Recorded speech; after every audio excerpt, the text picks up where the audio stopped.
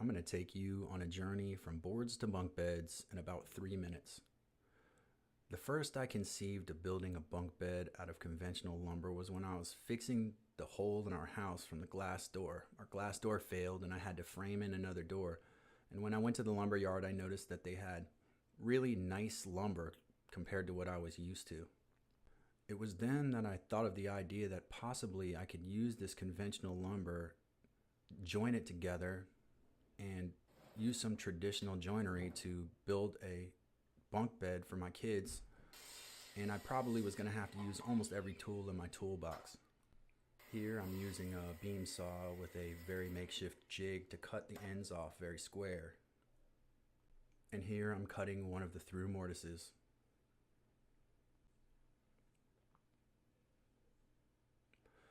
Here I'm laminating two boards together and clamping them up. It was very important to be able to make larger structural members and then break those larger structural members down using this joinery, which is what made this build unique from anything I'd seen on YouTube. It was a bit tricky to try to stabilize the structure, and I had no plans nor convention for how I was going to build this.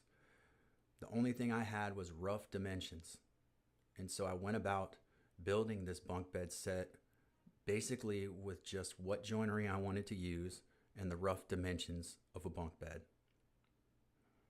In this section, I'm laying out the rungs. I cut lap joints, semi-dado type joints, and I laid in 2x4s, which I worked a bit by leveling them and planing them. And you can see I cut in the joint pockets there, and I'm laying in a board. And the structure's starting to come together. To make it more unique, I've made some curves and some curvature in my braces. I might not do it exactly the same in this next project, but I was kind of happy with how it came out, kind of like a deer antler. And I was really satisfied with the way the structure was coming together, except for one thing. I didn't like the bridle joints on the end. Here you can see I'm putting together the ladder with a router jig that I built. Just enough to get the boards to sit in those recesses.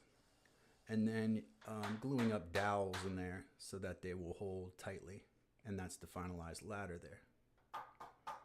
This is me removing the bridle joint, which I took out permanently here and cut off.